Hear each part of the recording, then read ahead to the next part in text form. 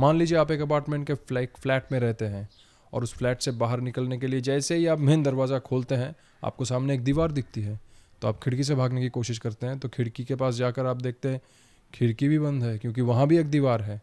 फिर आपको ये पता चलता है कि फ़ोन नेटवर्क, इंटरनेट, वाईफाई सब बंद है। फिर आपको ये रियलाइजेशन और होती है कि अगर आपको बाहर तो छोड़िए दूसरे फ्लैट्स में भी जाना है तो आपको दीवार तोड़कर, फर्श तोड़कर या छत तोड़कर ही जा सकते हैं।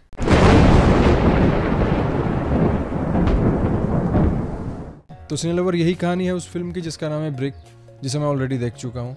जिसे देखने के बाद मैं अपनी जो रियलाइजेशन है यहाँ शेयर करूँगा as a cinelover and stupid common man. By the way, stupid common man इसकी मीनिंग को लिटरली मत लीजिए, इसकी मीनिंग बहुत गहरी है। ये एक जर्मन फिल्म है जो कि नेटफ्लिक्स पर हिंदी डब में अवेलेबल है। And thanks to OTT revolution, thanks to OTT platforms कि वो ऐसे ऐसे देशों के कंटेंट को अपने लैंग्वेज में, हिंदी में, अपने देश के लैंग्वेज में ला रहे हैं जिन देशों में फिल्म इंडस्ट्री है भी या नहीं हम नहीं जानते थे, और अगर जानते भी थे तो हमारे पास एक्सेस नहीं होता था उन फिल्मों को देखने के लिए। तो चलिए दोस्तों डायरेक्ट चलते हैं कि फिल्म आखिर कैसी रही। फिल्म की जो USP है वो है इसकी यूनिक कहानी, एटलीस्ट मेरी नज़र में।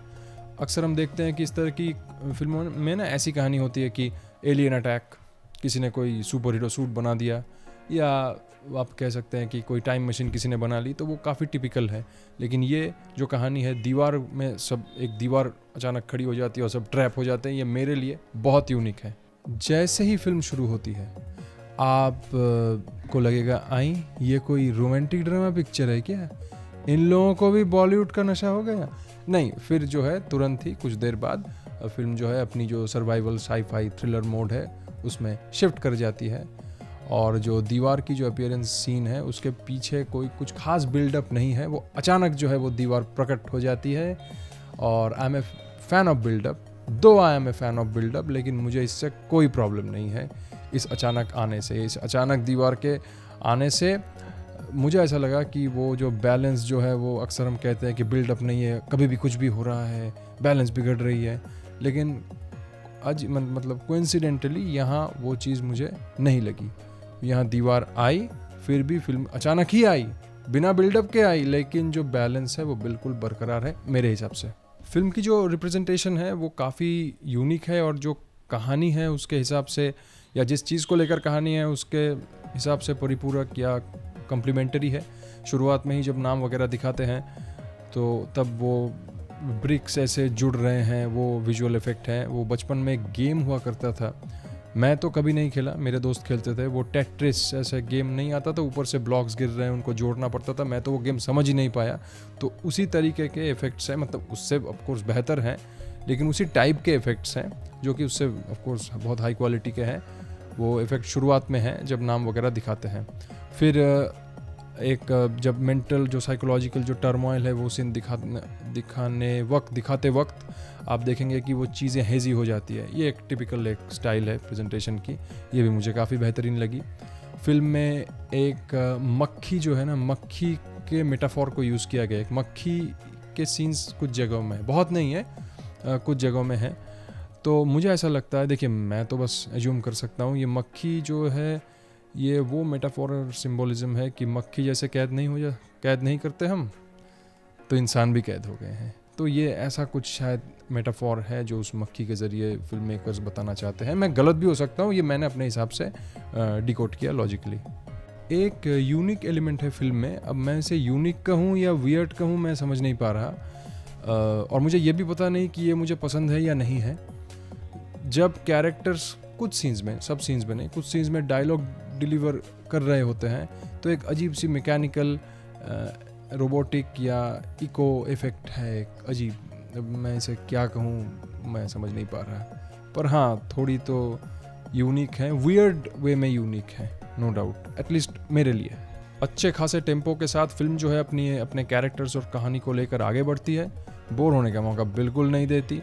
1 घंटे 40-41 मिनट की फिल्म है, काफ़ी शॉर्ट लेंथ है पिक्चर की, 2 घंटे से भी कम, और उसी बीच ऐसी कोई घटना नहीं हो रही जैसे देख के लगे अरे यार ये तो जल्दबाजी में कुछ कर दिया, कभी भी कुछ भी हो रहा है। नहीं, चीज़ें बैलेंस्ड वे में इनकॉर्पोरेटेड है काफ़ी हद तक।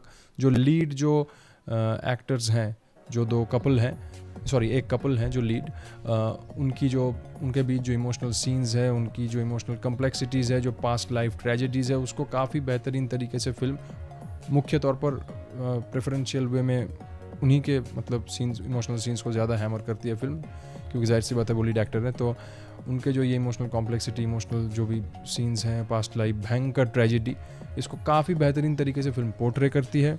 इमोशनल सीन्स हैं लेकिन इतने भी नहीं कि एकदम आपके दिल टूट जाए। अगर आप वो सोच रहे हैं कि ट्रेन टू बुसान तरीके के जो कोरियन फिल्म थी ट्रेन टू बुसान, उस तरीके के इमोशनल सीन्स हैं, नहीं उतने नहीं हैं, लेकिन जो है इनफ है, ठीक है। और बाकी जो अदर एक्टर्स के भी जो सिचुएशंस हैं या प्रॉब्लम्स हैं या वो अदर एक्टर्स रिलेटेड भी जो सीन्स है वो भी ठीक है, बहुत, जैसे कि मैंने कहा, दिलों को नहीं छूती, लेकिन ओके।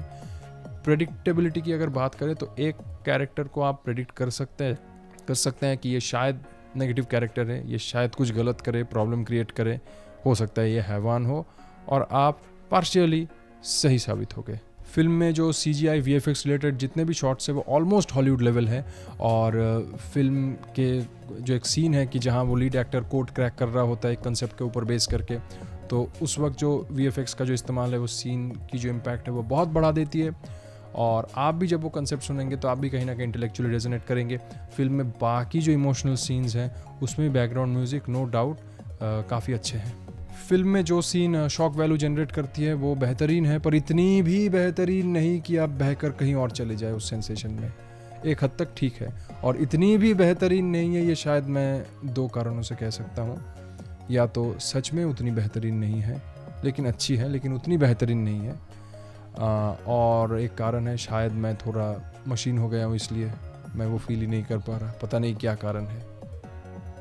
फिल्म में दीवार को जो एक लिविंग एंटिटी या मिस्टीरियस एंटिटी के रूप में दिखाने की कोशिश है वो काफ़ी हद तक कामयाब है। आई एम रिपीटिंग, काफ़ी हद तक, not in almost full potential. तो अंत में यही कहूँगा कि फिल्म जो है अपनी परफेक्शन और इम्परफेक्शन के साथ आगे बढ़ती है, लेकिन क्लाइमैक्स में जो घटना घटती है वो देखने के बाद भाई मेरे रोंगटे खड़े होना तो बहुत दूर की बात है, खड़े भी नहीं हुए, जैसे वैसे भी नहीं रहे, बल्कि टूट के गिर गए, क्योंकि क्लाइमैक्स में ऐसी घटना घटी जिसकी जो इतनी चीप है कि फिल्म की जो क्वालिटी है वो धड़ाम करके बहुत सी गिरा दी, बहुत से मतलब लेवल गिरा दी, इतनी चीप घटना घटी।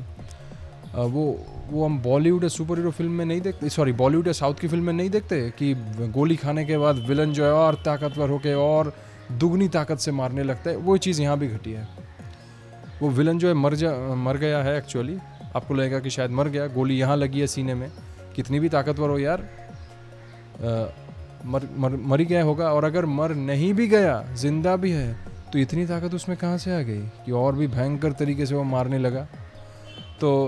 लगा लीड एक्टर को। तो ये बात मुझे बिल्कुल हजम नहीं हुई, इससे मेरी नज़र में फिल्म की जो क्वालिटी है वो धड़ाम से गिरी, 3-4 पॉइंट तो नीचे गिर ही गई।